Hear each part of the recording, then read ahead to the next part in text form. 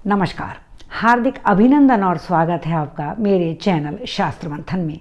यदि यह वीडियो आपको अच्छा लगे तो कृपया अंत तक देखें और लाइक और सब्सक्राइब जरूर कर लें। गीता का दूसरा अध्याय सांख्य योग कहलाता है। इसके 72 श्लोकों में अर्जुन और श्री कृष्ण का संवाद वर्णित है, जहां अर्जुन अपने ही संबंधियों को अपने शत्रु के रूप में देखकर हथियार डाल देते हैं, तो श्री कृष्ण उन्हें जीवन का सबसे पहला ज्ञान देते हैं, जो केवल अर्जुन के लिए नहीं बल्कि संपूर्ण मनुष्यों के लिए है। वो कहते हैं कि क्लैव्यम मास्मगम पार्थ नय तत्युपपद्यते क्षुद्रम हृदय दौर्बल्यम त्यक्त्वा उत्तिष्ठ परंतप। हे अर्जुन, हे परंतप, आप उठिए और युद्ध कीजिए, क्योंकि हृदय की जो क्षुद्र दुर्बलता है, जो कायरता है, ये किसी भी समय किसी भी व्यक्ति को शोभा नहीं देती है। कायरता इस संसार का सबसे बड़ा पाप है, इसलिए इस कायरता को छोड़कर युद्ध करने के लिए खड़े हो जाइए। अब अर्जुन, जो हर तरह से स्वयं को ईश्वर की शरण में सौंप चुके हैं, वो कहते हैं कि हे नारायण, मैं आपका शिष्य हूँ, आप मुझे मार्ग दिखाइए। तो वहाँ पर जब अर्जुन उनकी शरणागत में आते हैं तो श्री कृष्ण उन्हें बताते हैं कि यह धर्म युद्ध है अर्जुन, अगर तुम इस युद्ध को नहीं लड़ोगे तो सारे संसार में पाप के भागी बनोगे, कहीं भी तुम्हारा सम्मान नहीं होगा। और यदि तुम ये सोचते हो कि मैं इन्हें कैसे मारूं, वे मेरे संबंधी हैं, तो इतना जान लो कि आत्मा प्रत्येक जीवात्मा के शरीर में अजर और अमर है। ये न मरती है न किसी को मारती है, ये न जलाई जा सकती है, न हवा में उड़ाई जा सकती है, न ये गलाई जा सकती है, न इसमें किसी भी प्रकार के विकार उत्पन्न होते हैं। ये आत्मा अजर और अमर है।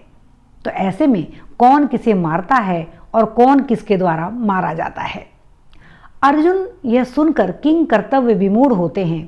तो फिर कृष्ण उन्हें बताते हैं कि केवल कर्म करना ही तुम्हारा धर्म है। कर्मण्येवाधिकारस्ते मा फलेषु कदाचन। इस धर्म युद्ध में युद्ध करना ही तुम्हारा कर्म है अर्जुन। कर्म फल की इच्छा करना तुम्हारा कर्म और धर्म नहीं है। यह है संसार को दी गई श्री कृष्ण की ओर से दूसरी शिक्षा कि कर्म कीजिए और फल की इच्छा मत कीजिए, सब कुछ ईश्वर पर छोड़ दीजिए।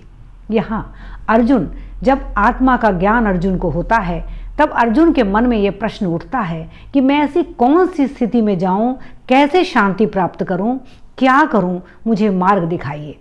तब श्री कृष्ण उन्हें बताते हैं कि इस संसार में समत्व ही योग है, यानी हर दृष्टिकोण से हर परिस्थिति में समान रूप से व्यवहार करना ही जीवन है।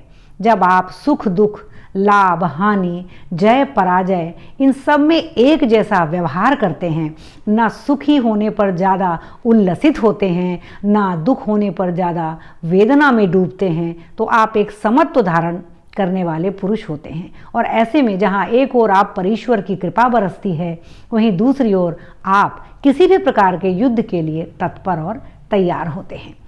धीरे धीरे अर्जुन के मन में ये बातें आने लगती हैं, वो समझने लगते हैं और स्वयं को धर्म युद्ध के लिए तैयार करने लगते हैं। तब अर्जुन का प्रश्न ये होता है कि हे माधव, हे कृष्ण, यह बताइए कि वह स्थिर बुद्धि पुरुष कौन है जो हर प्रकार के धर्म युद्ध को लड़ सकता है। यहाँ पुनः श्री कृष्ण ऐसा ज्ञान देते हैं जो अर्जुन के लिए नहीं बल्कि संपूर्ण विश्व के लिए है।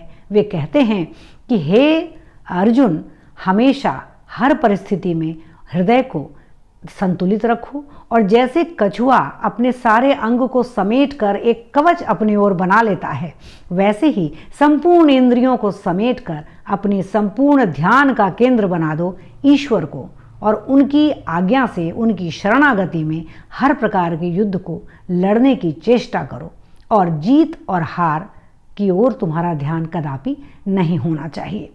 साथ ही साथ उसके बाद श्री कृष्ण अर्जुन को ये शिक्षा देते हैं कि हर परिस्थिति में जीवन में उपस्थित किसी भी प्रकार के युद्ध को लड़ना और जीतने की जिजीविषा अपने भीतर पैदा करना ही जीवन है।